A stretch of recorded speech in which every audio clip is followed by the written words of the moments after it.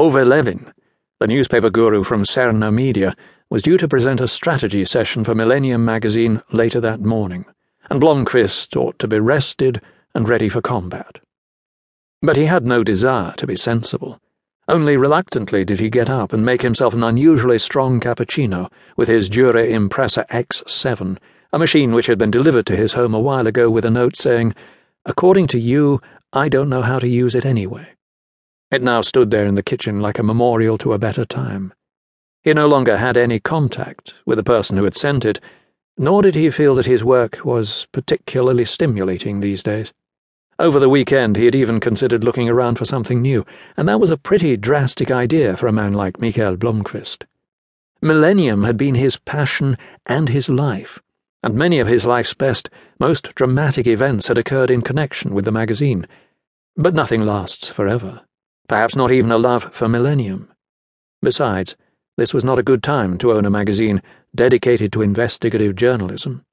All publications with ambitions for greatness were bleeding to death, and he could not help but reflect that while his own vision for Millennium may have been beautiful and true on some higher plane, it would not necessarily help the magazine survive.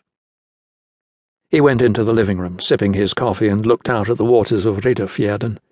There was quite a storm blowing out there. From an Indian summer which had kept the city's outdoor restaurants and cafes open well into October, the weather had turned nightmarish, with gusts of wind and cloudbursts, and people hurried bent double through the streets. Blomkvist had stayed in all weekend, not only because of the weather. He had been planning revenge on an ambitious scale. But the scheme had come to nothing, and that was not like him, neither the former nor the latter.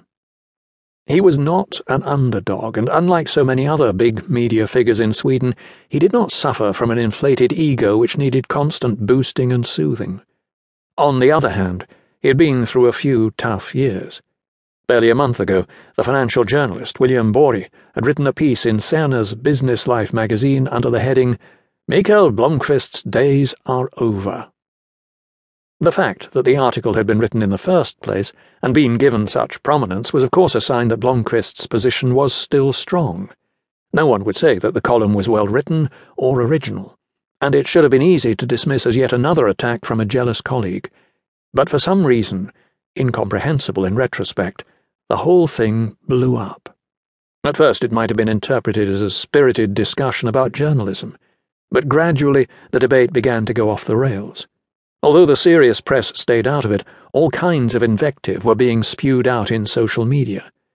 The offence came not only from financial journalists and industry types who had reason to set upon their enemy now that he was temporarily weakened, but also from a number of younger writers who took the opportunity to make a name for themselves.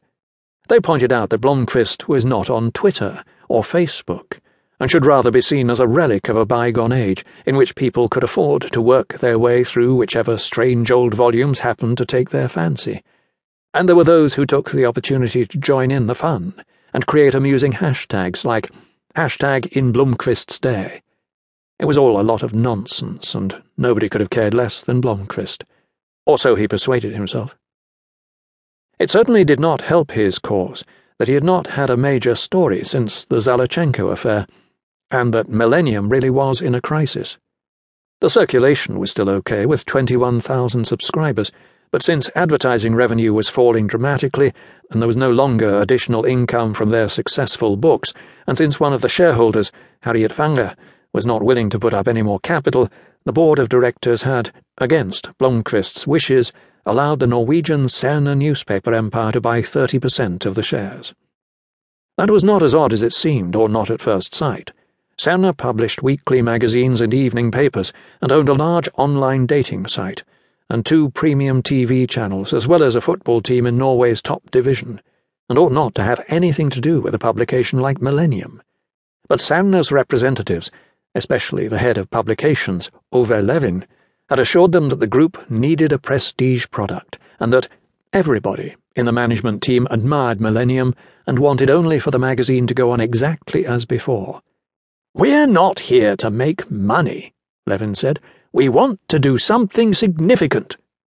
He immediately arranged for the magazine to receive a sizable injection of funds.